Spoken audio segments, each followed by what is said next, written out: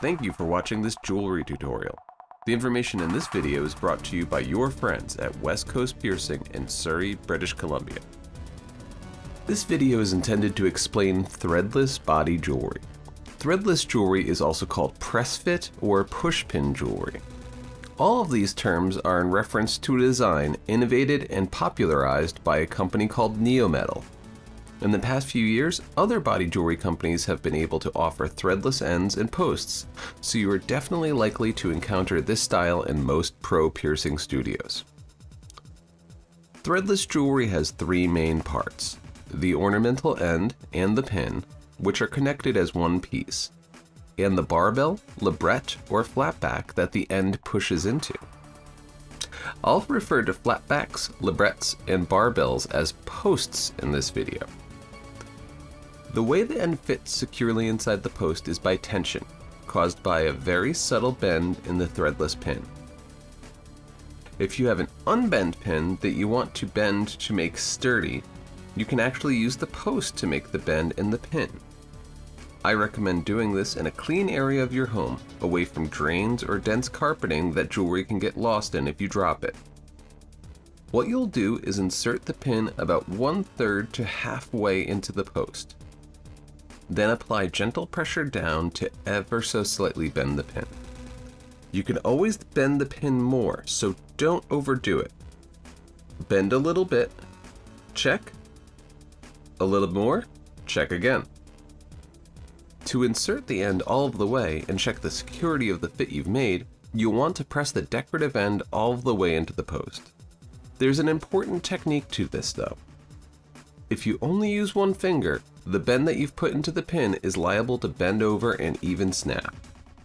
The pressure isn't stable enough with just one finger. What you'll want to do is use a thumb and a pointer finger to apply equal pressure straight into the post. Your opposite hand will be there on the back of the jewelry to support the post.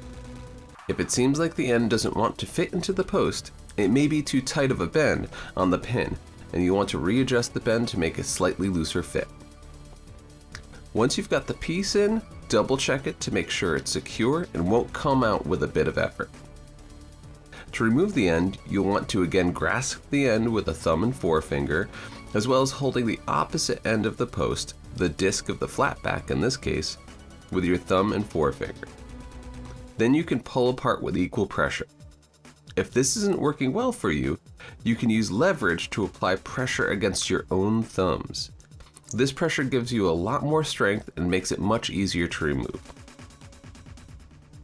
In areas like the nose where it is often difficult to grab the inside portion, you may want to use a tool to grab the inside disc or ball on the post. There are a lot of ways to do this. In this video, we will explain the use of hemostats. With metal tools, there's always some risk of damaging the jewelry polish, so wrapping each end of the hemostat with a band-aid style bandage can provide some insulation. Essentially, all you need to do is grab the fixed end of the jewelry and use it as tension against the threadless ornament for removal. This can be done by grabbing the post if there's room to grab it with the tool. An alternative, which will avoid damaging the wearing surface, is to use the hemostat on the flatback or fixed ball. Either way, securely grab the jewelry, use equal pressure with both hands, and remove the threadless end. Once again, thanks for joining us for this body jewelry tutorial. For more information or to shop for jewelry, visit us in person or at westcoastpiercing.com.